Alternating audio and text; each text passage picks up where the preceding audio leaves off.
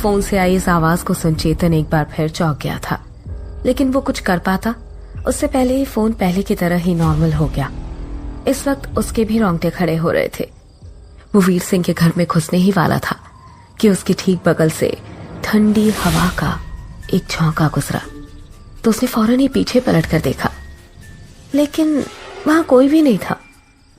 और तभी उसे खूनी वधू की आवाज सुनाई दी, मैंने कहा था ना कि मुझसे दूर रहो। चेतन ने परेशानी से चारों तरफ देखा और उस सुनसान से सड़क पर पुकारने लगा, चित्रलेखा, चित्रलेखा, क्या तुम हो यहाँ? क्या है इस भूतकाल के कॉल का राज? कौन है जो मुझसे कनेक्ट करना चाह रहा है? बताओ मुझे, सामने आओ। चेतन पागलों की तरह सड़क पर चारों ओर भाग रहा था, लेकिन उसे खूनी वधू कहीं भी नहीं दिखाई दी। काफी देर तक वो ऐसे ही भटकता रहा और फिर थक कर घर के भीतर चला आया। नींद उसकी आंखों से कोसों दूर थी। रात यूं ही गुजर गई। सुबह होने में अभी कुछ वक्त बाकी था। उसके समझ नहीं आ रहा था कि कहां से शुरू करे, तो वो वीर सिंह के किताबों वाले कमरे की तरफ चला गया। तभी उसे एक आवाज सुनाई पड़ी। चेतन ने हैरानी से कहा, ये किताबों वाले कमरे में कैसी आवाज आ रही है? उसने कमरे की तरफ देखा तो कमरे के अधखुले दरवाजे के फांक से एक चमकदार तेज रोशनी आती दिखाई पड़ी। उसने दरवाजे को अंदर की ओर धकेला और भीतर आ गया। कमरे में खिड़कियों में लगे पर्दे हवा से उड़ रहे थे। चेतन की नजर एक ओर रखे टेबल पर गई, जिस पर कोई किताब रखी थी और उसी किताब से ये तेज रोशनी आ रही थी। किताब के पन्ने धड़ाधड़ खुद ब खुद पलटे जा रहे थे। चेतन जैसे ही उस किताब के पास गया और उसने टेबल पर अपना हाथ रखा, एक पल में रोशनी गायब हो गई, तेज हवाएं चलना बंद हो गई और एक झटके में वहां का वातावरण सामान्य हो गया। चेतन ने किताब को देखा तो बोला, ये तो चित्रलेखा किताब है, लेकिन इससे ऐसी रोशनी कैसे निकल रही थी? वो उसे उठाने वाला था कि अचानक ही किताब के उस कोरे पन्ने पर एक आकृति खुद से बनने लगी। तो वो चौंक गया। वो हैरानी से किताब के उस पन्ने पर अपने आप से बनते उस आकृति को देख रहा था। पन्ने को देख ऐसा लग रहा था मानो कोई इस पर कलम चला रहा हो। जब वो आकृति बनकर पूरी हुई तो सामने जो दिखा उसे देख चेतन ने कहा, ये क्या है? ये तो किसी बॉक्स की तस्वीर लग रही है, और ये तस्वीर ठीक वैसे ही खुद से बन गई है जैसे भूतकाल में मेरी अब तक देखी गई सारी घटनाएं खुद से इस किताब में छप गई थी। ओह माय गॉड, ये किताब तो वाकई मैजिकल है। क्या ये किताब मुझसे कुछ कहना चाह रही है? उसने उस बॉक्स की तस्वीर को ध्यान से देखा और फिर कुछ याद करते हुए कहा, ये तो उसी बॉक्स की तस्वीर है जिसे मैंने गर्भगृह के अंदर देखा था, जिससे मेरे भूतकाल में उस बाबा ने अरुणोदय सिंह को दिया था और अरुणोदय सिंह ने इसे गर्भगृह में रखा था। पर इसकी तस्वीर यहाँ इस किताब के पन्ने पर क्यों बन गई है? चेतन अभी खुद से ये सब सवाल कर ही रहा था। इतने में उसकी नजर दोबारा पन्ने पर पड़ी, जहां इस वक्त बॉक्स के ठीक नीचे कुछ लिखा था। चेतन ने वहां लिखे शब्दों को पढ़ा, जो छिपा है वही सामने है, इस डिब्बे में ही छिपी सारी कहानी है और इसकी चाबी रात की रानी है। चेतन ने इस लाइन को दोबारा पढ़ते हुए कहा, इस लाइन का क्या मतलब हो सकता है? उसने कुछ सोचा और फिर कमरे से निकल गया। वो वीर सिंह के पास गया। वीर सिंह अभी अभी सोकर उठा था, लेकिन चेतन को इस तरह से परेशान देख उसने कहा, क्या हो गया तुम्हें? ठीक तो हो? भूत तो तुम रोज ही देखते हो, फिर अब नया क्या देख लिया जो इतने परेशान हो? चेतन ने कहा, मेरे साथ आओ वीर सिंह, कुछ दिखाना है तुम्हें। दोनों किताबों वाले कमरे में आए तो चेतन ने किताब में बनी बॉक्स की आकृति और वहां लिखे शब्दों की ओर इशारा किया।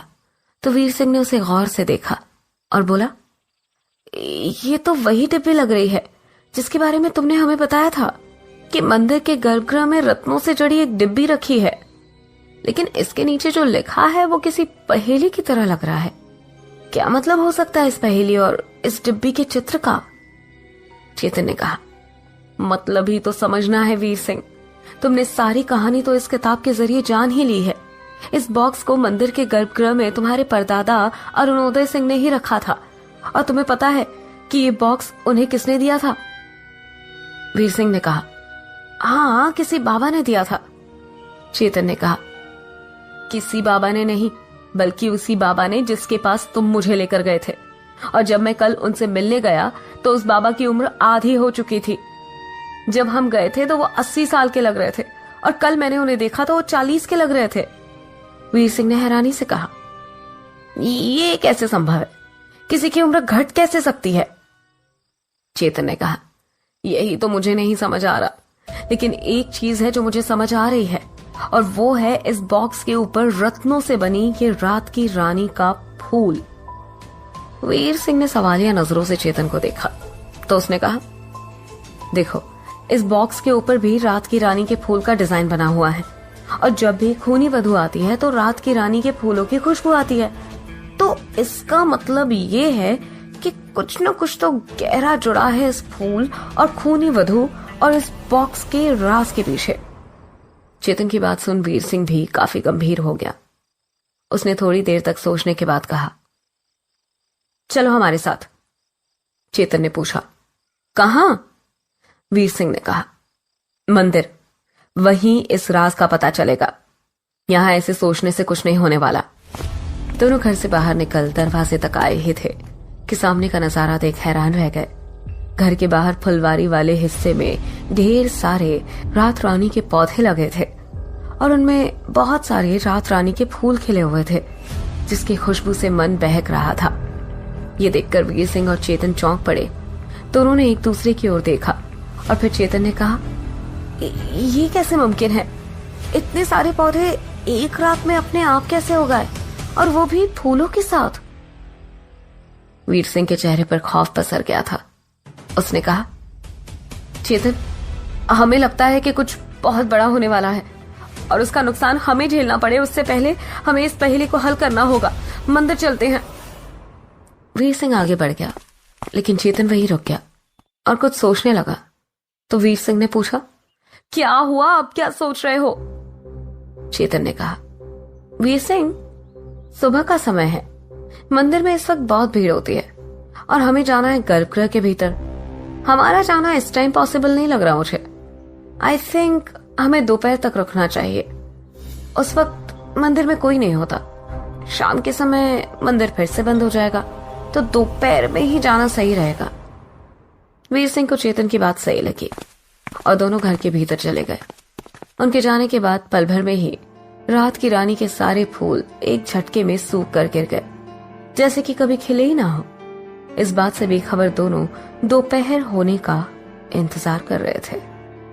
दोपहर होते ही चेतन ने वीर सिंह से मंदिर चलने के लिए कहा, और दोनों घर के बाहर आए तो एक बार फिर सामने लगे रात रानी के पौधे और मुरझा कर बिखरे फूलों को देख वीर सिंह के माथे पर परेशानी उभर आई। उनके घर से निकलते ही माही भी उनके पीछे पीछे जाने लगी। चेतन और वीर सिंह आगे आगे और माही उनके पीछे पीछे चल रही थी। थोड़ी दूर तक उनके पीछे जाने के बाद माही एकाएक रुक गई। उसने नजर घुमाकर अपने आसपास देखा और फिर एक दूसरी गली में मुड़ गई। थोड़ी देर बाद माही एक सुनसान सी सड़क पर थी। सड़क की दूसरी ओर एक ऑटो नजर आ रहा था। उस ऑटो को देखते ही माही के चेहरे पर मुस्कान तैर गई। वो झट से ऑटो के पास गई। ऑटो के अंदर कोई औरत बैठी हुई थी, जिसने दुपट्टे से अपना चेहरा ढका हुआ था। माही ने उस औरत से कहा, वो दोनों अभी अभी मंदिर गए हैं उस डिब्बे का राज पता करने। यही सही मौका है हमारे पास। माही के कहते ही उस औरत ने अपना दुपट्टा हटा दिया और मुस्कुराने लगी। दुपट्टे के भीतर कोई और नहीं बल्कि वीर सिंह की पत्नी अर्पणा थी। जहां एक तरफ माही वीर सिंह की पत्नी अर्पणा से चोरी छुपे मिलकर उसे उनकी खबर दे रही थी, वही इस बात से अनजान चेतन और वीर सिंह मंदिर पहुंच चुके थे। दोपहर होने के कारण मंदिर में कोई भी मौजूद नहीं था। वीर सिंह ने आसपास देख कहा, यही सही मौका है, चलो अंदर जल्दी से। चेतन और वीर सिंह गर्भगृह के दरवाजे के पास पहुंचे तो दरवाजे पर खुले ताले को देख हैरान रह गए। चेतन ने अपने मन ही मन कहा, क्या ये ताला फिर से कालदूत ने खोला है? लेकिन वो यहाँ है क्या? उसे सोचता देख वीर सिंह ने कहा, ये ताला किसने खोला, तुम्हें पता है? चेतन ने अनजान बनते हुए कहा। नहीं, मुझे कैसे पता होगा, मैं तो अभी तुम्हारे साथ ही आया हूं ना। वीर सिंह ने चेतन को शक भरी नजरों से घूरा और फिर दोनों अंदर चले गए। गर्भगृह में चारों तरफ अंधेरा छाया हुआ था। चेतन ने अपने फोन की टॉर्च को ऑन किया और कहा, उस तरफ वो बॉक्स रखा हुआ है। वीर सिंह उसके पीछे जाने लगा। गर्भगृह के एक कोने में सामान रखने वाले उस तख्ती पर वही बॉक्स रखा हुआ था। बॉक्स पर लगे रत्न चमक रहे थे, जिससे उसके आसपास हल्की सी रोशनी भी फैली हुई थी।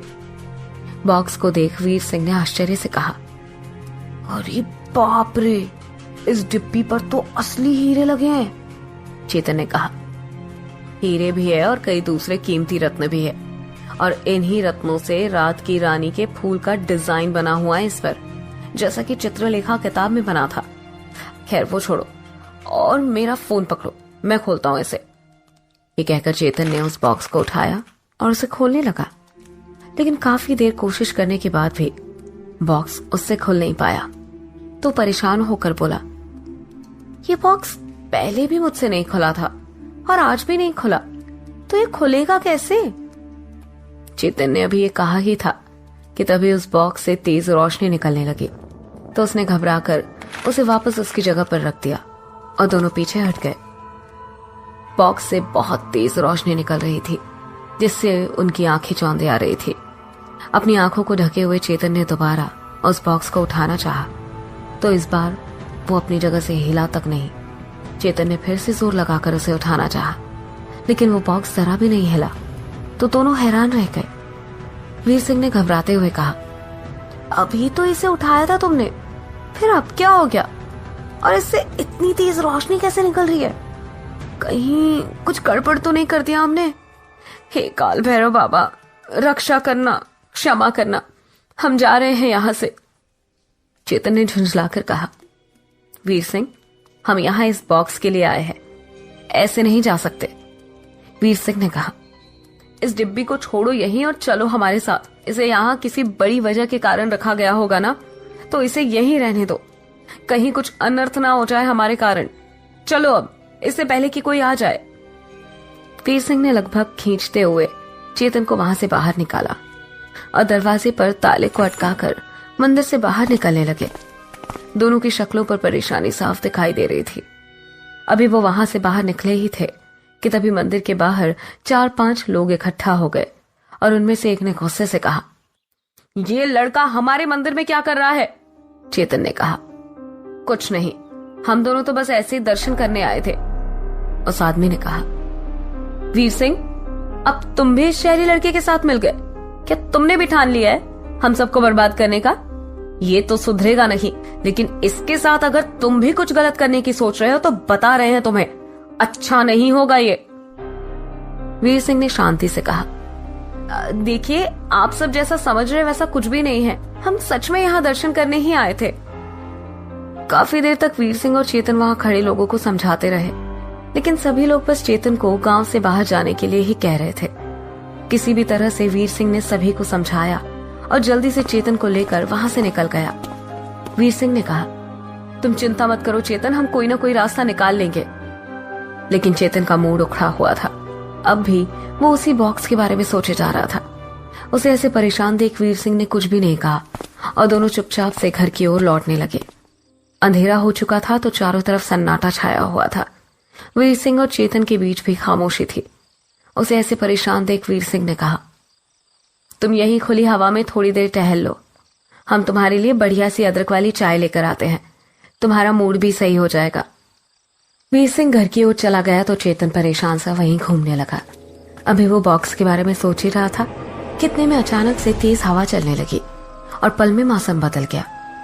मौसम को ऐसे बदलते देख चेतन ने कहा, ये अचानक मौसम को क्या हो गया है? लगता है तूफान आने वाला है। वो सोच ही रहा था कि उसे रात की रानी की फूलों की खुशबू आई और उसी पल चेतन की नजर सामने पड़ी तो अंधेरे में उसे धुआं सा उठता दिखाई दिया और साथ ही